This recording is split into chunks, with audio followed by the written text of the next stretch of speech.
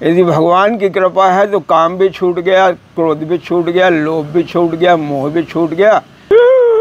अल्लाह हम कभी छोड़ेंगे भैया, हम न कभी छोड़ेंगे। साथियों, जैसे कि आज के दर्शन बड़े दुर्लभ हुए हैं। जिसमें अभी अमरकंट जा रहा था तो जैसे ही मुझे माता जी के महाराज जी के दर्शन हुए तो जैसे कि कहा जाता है कि ब्रह्मचारी रहे, पहले गृहस्थ पालन करें, फिर वानप्रस्थ, फिर संन्यास का वर्णन कहते हैं, लेकिन असलियत में उसके ऊपर उतरना या उसके ऊपर चलना लोगों को कितना कठिन लगता है, किस प्रकार लगता है, वो मैं आपको आज दर्शन कराऊंगा महाराज जी के मुखारबिंद से। महाराज जी, पहले तो मेरी तरफ से, समस्त भक्तों की तरफ से आपके चरणों में आपका मैंने देखा है कि जैसे कि दर्शन दुर्लभ हुआ है कि गृहस्थ के साथ आप संत जीवन जी रहे हैं, तो किस प्रकार ये संभव हुआ? देखिए, इसमें दो कारण हैं। एक कारण तो जो हमारी प्रकृति ईश्वरी है, जिसको हम पार्वती कहें या हम जगत जननी कहें या मतलब एक माया स्वरूपणी कहें, पहले तो उनकी कृपा जी।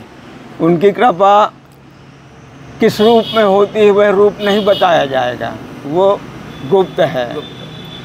क्योंकि ये संसार जो है सनातन है और सनातन होने के नाते इसमें कुछ प्रकृति का भी एक निष्ठा है, उनको कुछ बनाने की भी इच्छा रहती है। जैसे अपन स्वाभाविक में बोल देते हैं कि मनुष्य को भगवान ने एक अत्यंत दुर्लभ प्राणी बनाया है और मनुष्य जब सुधरेगा तो कम से कम हमारा नाम लेगा, भगवान का, विष्णु का, माया का, तो हमको खुशी होगी। लेकिन हम यहाँ आ करके मैं तेरा मेरे में भूल जाते हैं। ना हम माता पिता को कोई मानते हैं, ना ही हम स्त्री को मानते हैं, ना पुत्र को मानते हैं, और अपने आप में जो है हम गंदी आदतों में, शराब, जुआ, इस सब में विभक्त आ जाते हैं।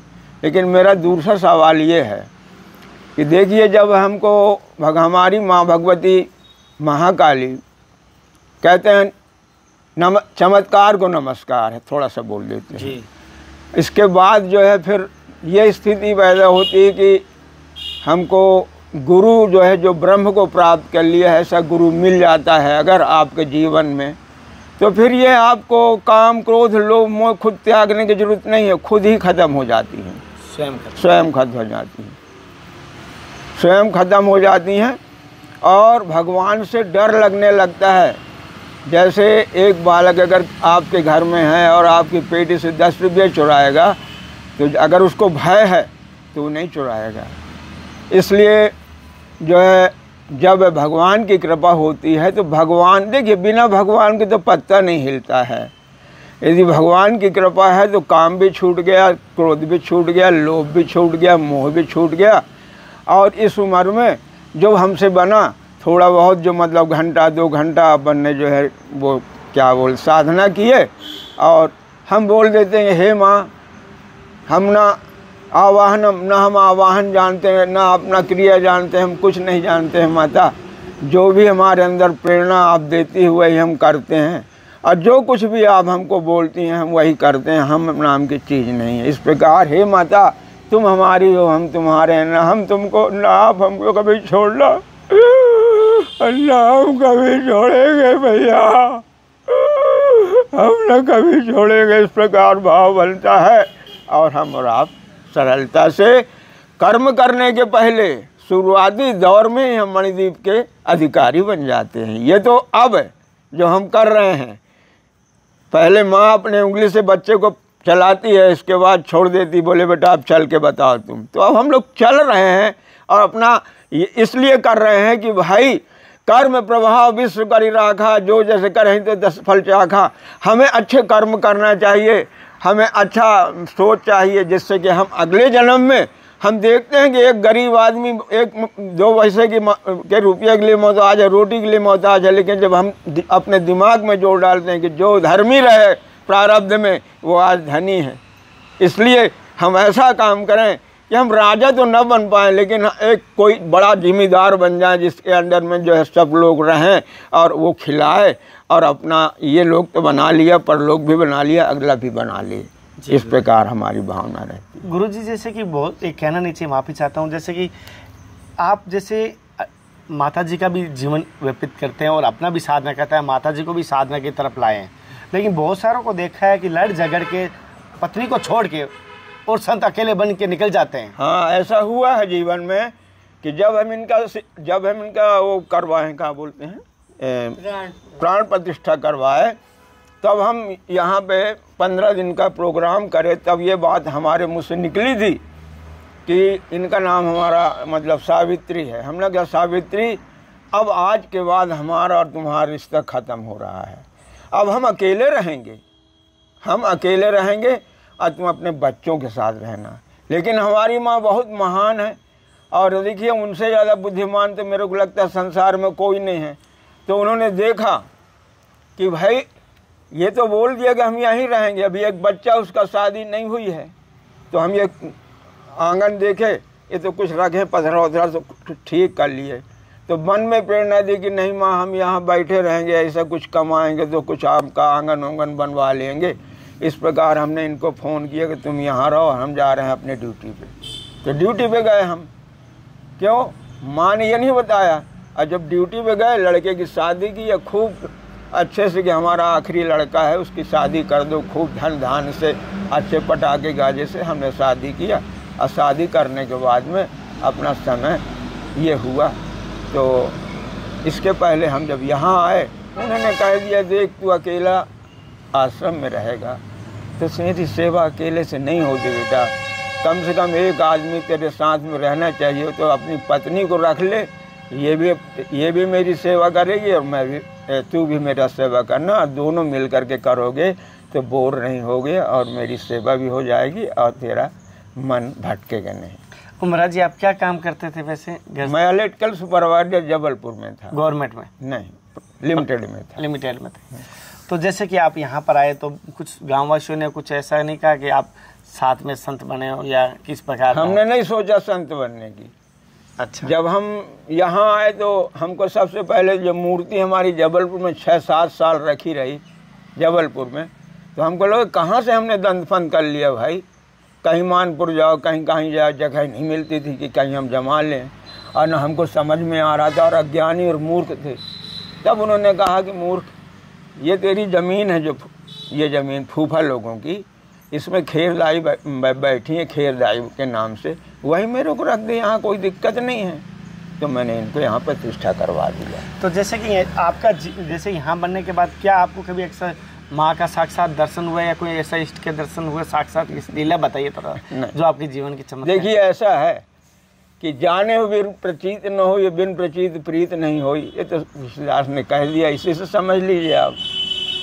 बिना जाने भक्ति नहीं होती है, मान के करने में गलती होती है और जान के करने में जो है, जैसे हमने जान लिया कि हमारा बाप खड़ा है, हम गलती नहीं करते, लेकिन हमने सुना है कि हमारा बाप है लंदन में, अंग्रेज में, हमने नहीं देखा, तो हम आवारा हो जाएंगे, फिर तो कौन हम मानेंगे।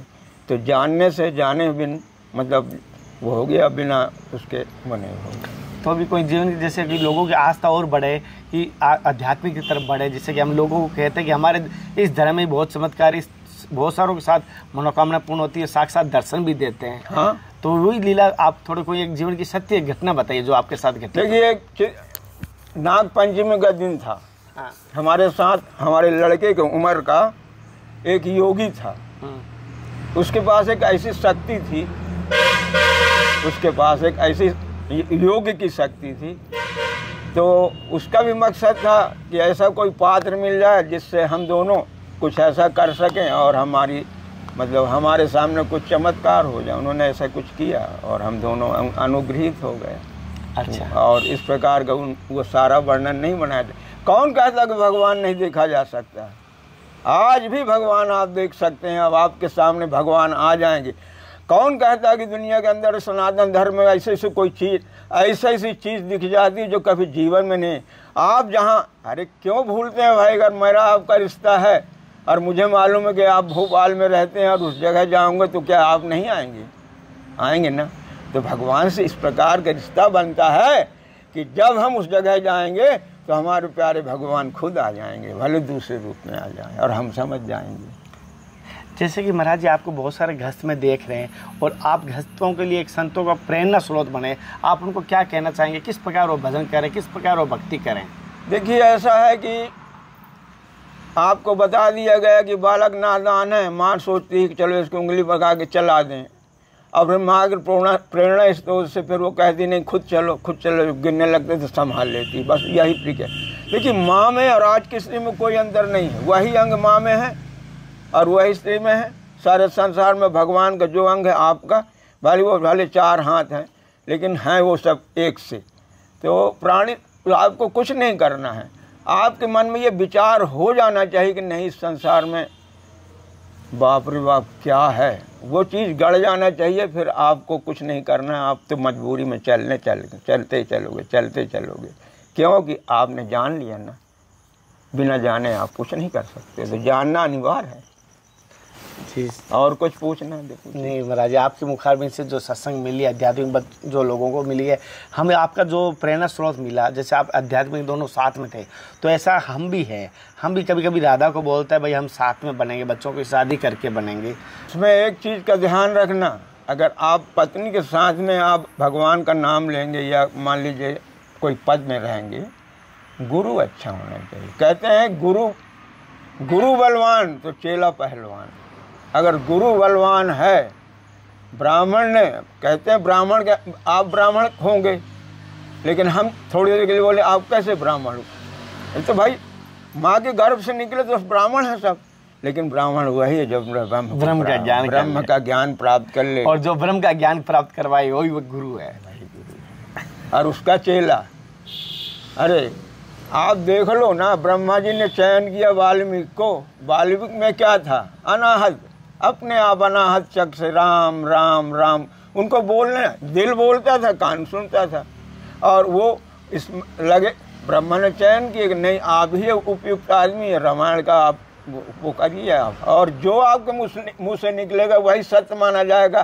तो उनके मुँह से निकलेगा तो निकालने वाला निकालेगा ना, चौपाइयाँ बनाएगा ना, छंद बनाएगा ना। तो देखिए हम और आप माध्यम हैं, करता धरता भगवान है। आज रामायण को लिखने वाले करता धरता भगवान है। वाल्मीकि जी को पद मिल गया, बड़े बड़े ग्रंथों को जिसने बनाया है, हाँ, और चाहे वो किसी धर्म में बनाया हो, लेकिन उसकी लेखनी और उसके विचार में बैठ करके और उन्होंने अपने अपने धर्म को और ज्ञान को बढ़ाया है। कौन? कुदरत ने बढ़ाया है। महाराज जी हमें आशीर्वाद दिए, हम धर्म की यात्रा ऐसे आगे चलती रहे, ऐसे हम संतों के दर्शन करते खुश रहिए। साथियों, जैसे हम आपको यहाँ माता जी के दर्शन करवा रहे हैं, और मैं कहता हूँ संतों के दर्शन समर्पण भाव से कीजिए, बच्चा बन के कीजिए, ना आप कलेक्टर है ना एमएलए। अब जैसे आप पढ़ते होंगे कि पूजा 2 प्रकार की होती है, एक वैदिक और एक तंत्रोक्त, एक वैदिक और एक तंत्रोक्त। तो तंत्र में और वैदिक में क्या अंतर है? वैदिक सत्य का निचोड़ है और तंत्र में सत्य तो वही भी है, लेकिन उसमें आडंबर ज़्यादा बढ़ जाता है। नींबू की बलि दो, इसकी बलि दो, उसकी बलि दो, तो ये भगवान नहीं चाहते। चाहते क्या है वो कि ये जो है वैदिक में पूजा करे। और देखिए भावे ही विद्यते ना पाषाणे न काष्ठे, भगवान आप कहीं भी ढूंढो नहीं मिलेंगे आपको। और अगर आपका करुणा आ जाए, द्रवित हो जाए, आँख से आंसू आ जाए, तो समझ लेना हमारे हृदय में भगवान का संचार है। इसलिए भगवान आपके अंदर है, न पत्थर में है न मूर्ति में। ठीक, खुश रहिए।